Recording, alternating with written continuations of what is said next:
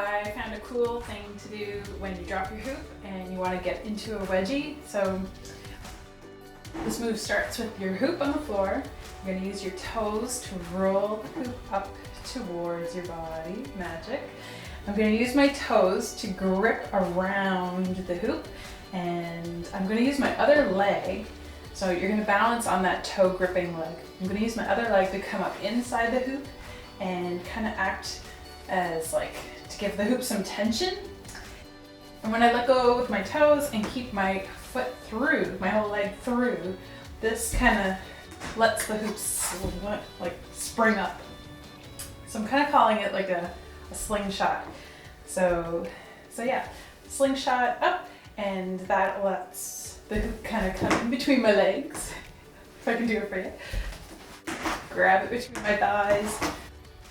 You don't have to get into a wedgie from there. You could just, spring it up and catch it with your hand. That's totally cool. Or you can spring it up and dive through it. Yeah, so those are some things I discovered. Cool. But something I forgot to mention, the size of your hoop is really important.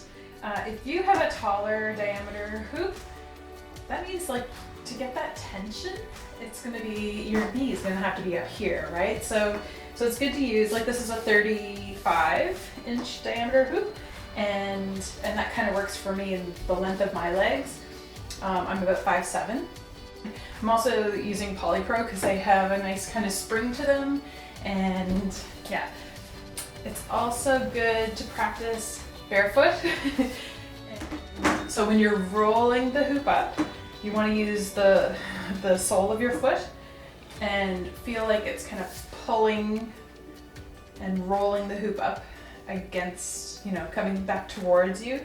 But it's actually that area in between the sole of your foot and where your toes begin, so that joint, that is really where you're holding the hoop.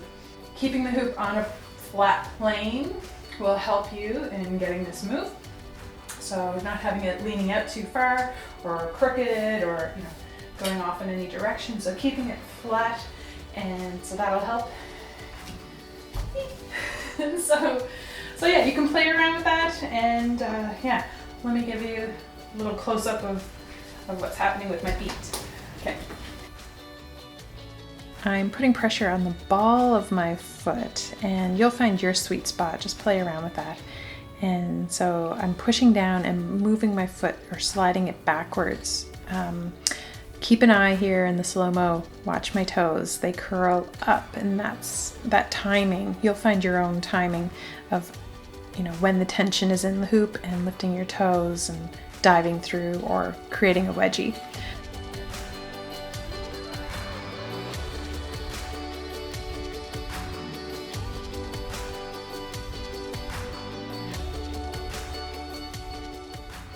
If you plan on doing a wedgie after your slingshot, make sure your balancing leg or your second leg comes right across your body, making your knee point all the way across to the other side.